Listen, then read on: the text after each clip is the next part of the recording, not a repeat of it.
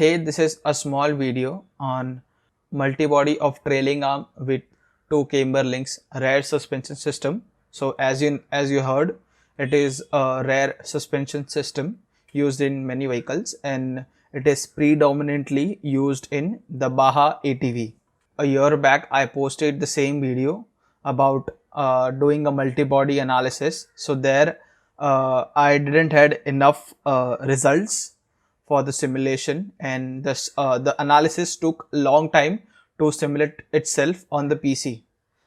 So this was the very first analysis, multibody analysis that I tried, and as you can see in the solution information rather, it says the time for solution exceeded 1 hour. Actually it took 7 to 8 hours to solve the analysis, and in return I got only total deformation. That also was unconverged, as well as regarding the stress I got nothing. So what was the basic purpose of doing or performing such multibody? The basic reason was that I was confused with static analysis of trailing arm regarding the constraints, and with every different constraints I got different results and different location for maximum stress. So the best way I thought, without performing actual test on the trailing arm, was to do a multibody analysis on the trailing arm. So I started with it, and as you can see, the very first analysis was a complete failure. Like, it gave me nothing, consumed a lot of time and a lot of memory as well. Before starting anything, I'll go walk you through the parts of trailing arm. So this is the damper, this is the trailing arm, these are basically the camber links, and these are the heim joints with bolts. So these are some basic parts. So in the first analysis, as you can see, damper was had a very complex geometry, and I had many parts like the bolts, the nuts with complex geometries. So as it took a lot of time, I thought of cutting all the parts, and after removing some unwanted parts and simplifying some geometry, I made a different geometry. So as you can see on the screen, I removed evolved chamber of the Fox damper in this geometry, as I was not concerned about finding stress at the damper. I was just focused on finding maximum stress at the trailing arm. And apart from that, I simplified some geometry, like in terms of bolt, I made it a complete circle. I removed all the nuts because basically I was going to fix each and every bolt, and as you know, the main aim was to find stress on the trailing arm. So after doing this simplification, I got results to some extent. Like, I got the solution time was reduced from 7 hours to 3 hours, and I got the result for maximum stress 3448. That is not the actual solution, cause it is giving a stress singularity at the ball joint location, and the purpose of doing was to find the stress on trailing arm.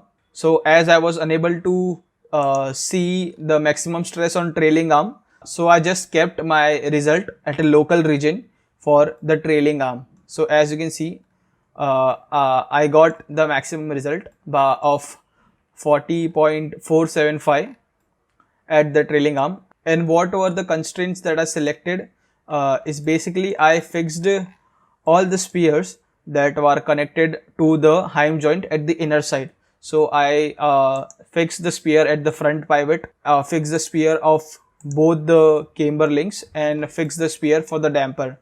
So as that are fixed, I can now simulate my trailing arm. You can see the constraints on your screen. I fixed all the spheres and have applied the force at the upright section. So as you can see, I was not very well convinced with this analysis also, because there was stress singularity, but that was not a major problem. but the problem was related to the time and the space it was taking. Like this analysis took a storage space of around 2 to 3 GB, as well as time of for 3 hours. So my PC is i3 4th generation. It may take a less time in advanced PC, but still it takes some time. So I found out the reason behind it. The reason was there were many contexts in the analysis. So these are the contexts. Contexts are something which simulates the motion for a multibody analysis. So there were many unwanted contexts, rather I would say, like bolt, the threads of the heim joint were fixed with the trailing arm. So that was an unnecessary thing. Apart from that, bolts of the camber links, the threads of the heim joints of the camber links were all fixed. The nut was fixed with the bolt. So there were many unnecessary contexts which were, it was taking a lot of computation time. And here also you can see I got an error of your analysis exceeded 1 hour. So the best thing I thought to simplify the parts again. So again I thought I could reduce some of the parts which were unnecessary. So I came up with this thing. So here you can see there are only 3 parts. One is the trailing arm. Second one is the camber link, and the third one is a lower camber link. So there is no damper here. Basically, you don't need a damper here because you already have a spring model pre-built in Ansys under the connection tab.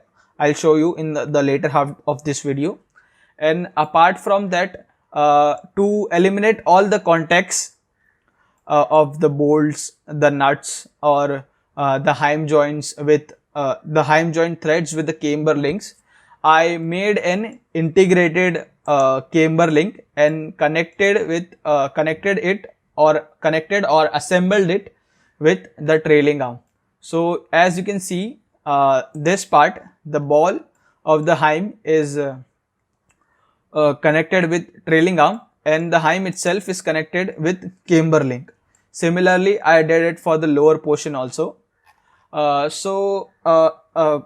That is not correct actually, but as I said, I was more focused on finding the stress at trailing arm rather than finding the stress at the camber link itself. So I went on with the analysis, and after this, the contexts which were around let's say around 20 to 30 in this analysis, and the previous analysis contained around 60 contexts. I reduced the contexts to only 2 contexts.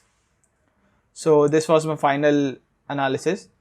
So here you can see the context. There is only one contact for an upper link, and the second contact is for the lower link. So basically this is how, by reducing this the parts as well as by reducing the context, I got to reduce the time for the analysis as well as space that it consumes. So now it takes around 200 MB, and the analysis got computed in around 20 minutes only.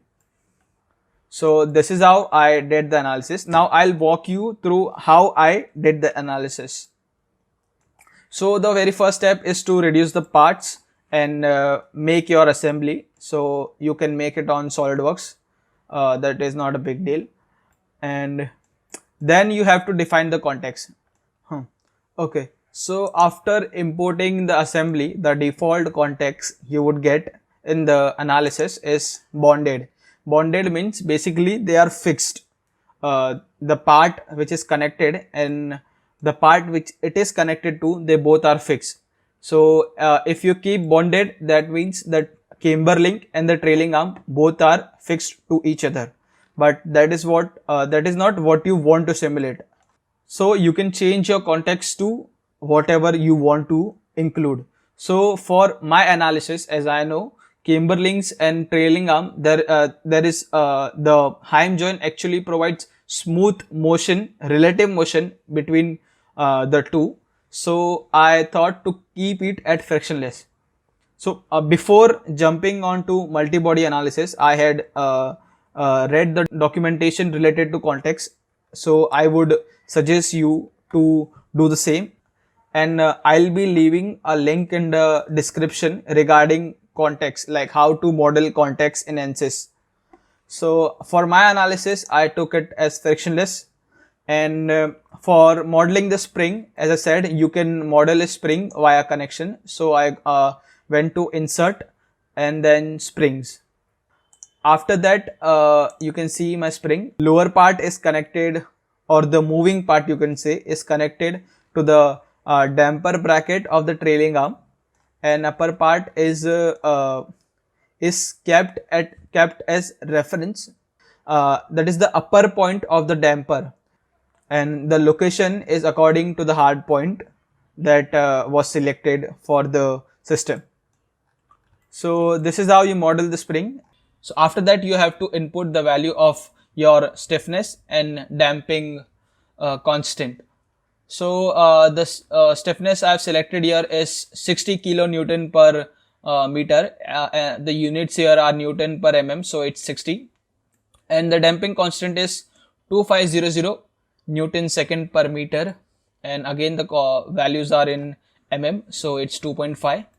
And the spring length it's showing is 463, but I'll show you how you can restrict it to whatever length you want. So this is how you model your contacts as well as your spring in Ansys for the multi-body. Now let's move on to the mesh. So an important part of this analysis is to get a good mesh, but the size, or the quantity of mesh should be less in terms of number. So you can see the statistics. Initially in the analysis that I did, I had around 6 to 7 lakh elements and similar number of, or half the number of nodes, but after performing several iteration and to come up with a good mesh, I was able to reduce the number of nodes and elements to under 1 lakh, or around 1 lakh I would say.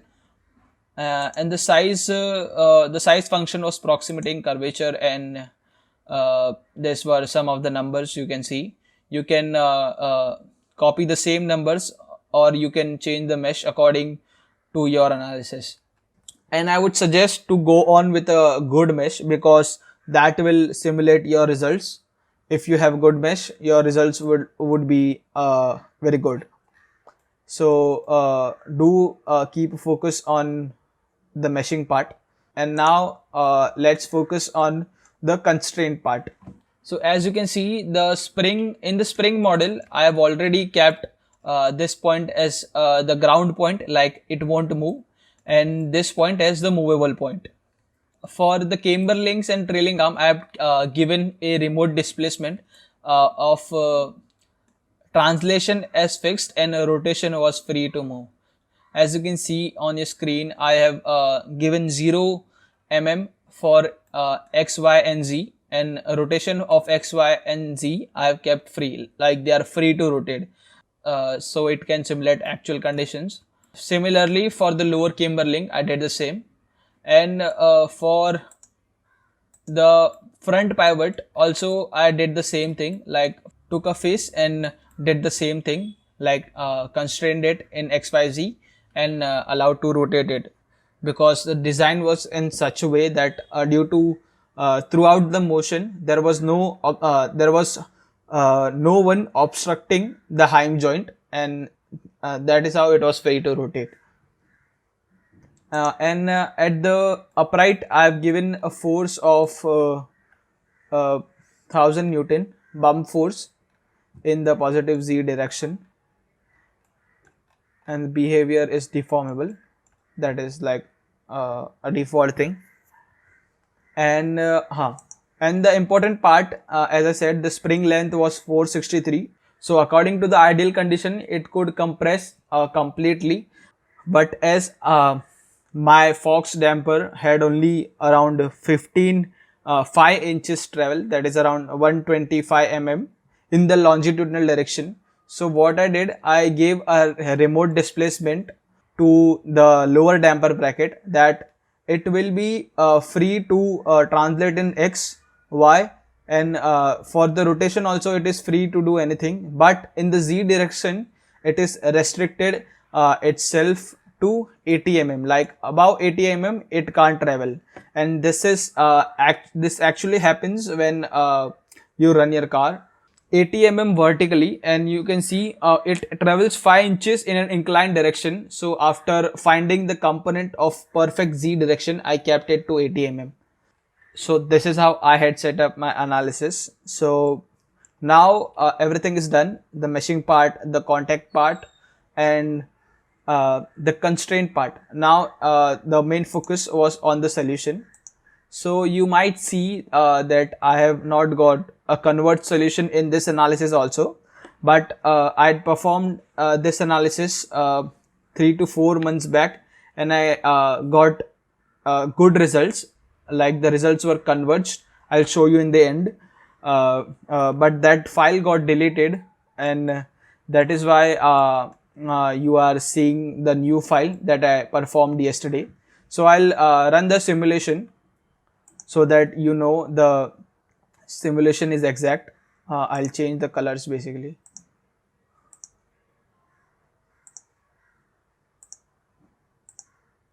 No window. So as you can see, the simulation is exactly simulating like it would have simulated in an ideal condition, and it is showing me a maximum deformation of 44 mm. That is the upright part of the trailing arm. And let us now see the maximum stress. So again it gave me a maximum stress of around 1183.9, but as you know that this is not what we want. This is something due to stress singularity. What is stress singularity? It is basically your stress is focused on a small location, and that is something due to bad meshing as far as I know. So as I said, the main focus was to find the results on trailing arm. So what I did, you can also do the same. Go to solutions, right click, insert stress, and maximum shear, and you can first select the geometry.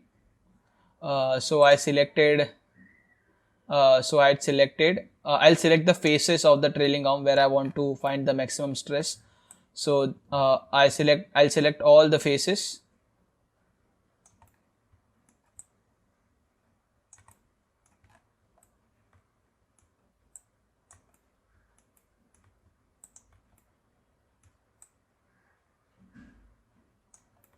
No, I'll deselect it. Yeah.